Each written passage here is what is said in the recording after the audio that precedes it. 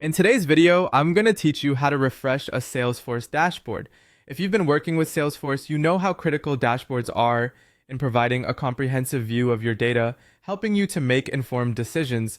They can get outdated quickly if not refreshed regularly, so knowing how to refresh them effectively can ensure you're always working with the most current information available. First, we're going to start on the Salesforce homepage. Make sure you're logged into your Salesforce account. Once you're there, look towards the left side of your screen. You'll find the app launcher. This little icon is like your hub to navigate different parts of Salesforce. Click on it to open up a menu of available options. Once you open the app launcher, you'll be presented with a variety of apps that you have access to. Now you want to scroll or search until you find the dashboards option. The dashboards area houses all of your saved dashboards, and from here, you can pick the one you wish to refresh. Go ahead and click on dashboards and it will take you to a new page displaying a list of dashboards you have access to. In this list, you'll find dashboards created by you or shared with you by teammates. Look for the specific dashboard you're interested in.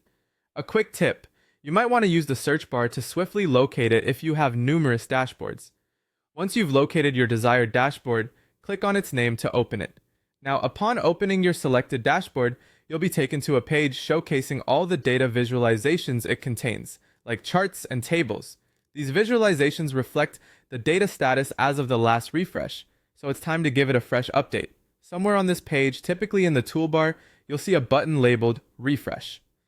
This action is key to making sure that all the latest data is pulled into these visualizations.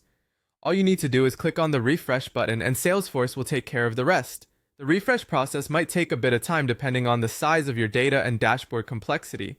Once it's done, you'll get to see the updated numbers and visualizations that reflect the current data. It's a good practice to refresh dashboards regularly, especially before making business decisions or presenting data to stakeholders. And that's it. You've successfully refreshed your Salesforce dashboard, ensuring your data is up to date. Regularly using this feature can improve the accuracy of your insights and reports, providing you with the best basis for decisions. If you enjoyed this guide and found it helpful, be sure to check out other tutorials for maximizing your Salesforce experience. Thanks for watching, and see you next time.